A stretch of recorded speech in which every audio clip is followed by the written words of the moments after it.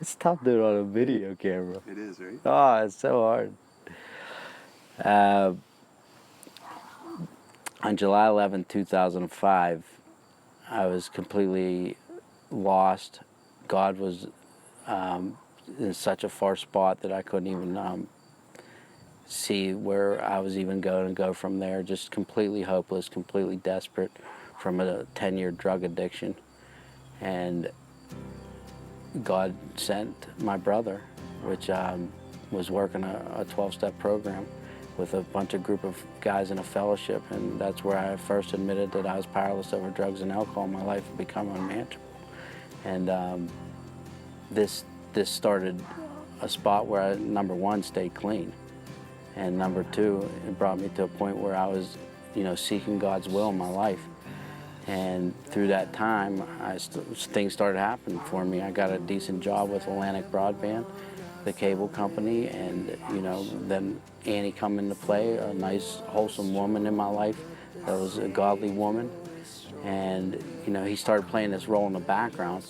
And as soon as I got the job, I had to drive around all the time, and I started listening to Christian music and listening to Dr. Jeremiah, Dr. Stanley, asking Christ into your heart.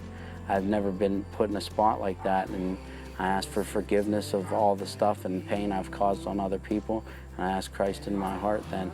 And still they'll listen to him talk about ministries and what they do and being baptized and the things that we need to do to serve Christ.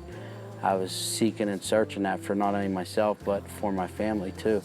And doing an install at Steve's house, his Bible was sitting there, and Steve, not knowing that he was a deacon of this church or anything like that, he asked me if I wanted to come up to church, and I made that commitment. And as soon as I left this house, I was like, oh geez, why'd you commit to going up to a Baptist church?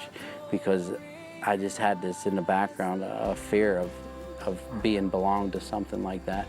Not that I think they did away with the snakes and all that stuff, but I was in a tough spot, like where that was the scary part of not knowing what you were getting into. And I kind of asked Gary to come with me, and we come there 2 weeks later. And what a welcoming spirit it was coming to that church and putting this I don't want to put this ministry on such a pedestal, but it's done so much for me in the last 4 or 5 months, being involved in small group, starting a meeting out back, my wife being involved in small group, and my kids coming there and getting taught about Christ. Their first week there, we asked them what they learned. They said they learned about baby Moses, and I tried to take all the credit for that, but I reassured them it wasn't the right Moses.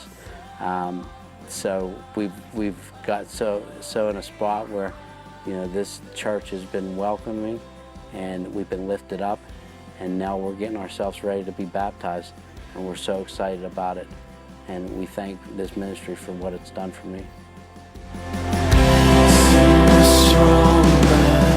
Jesus is stronger, our shame is greater, Jesus you're greater. Sin was stronger, Jesus is stronger.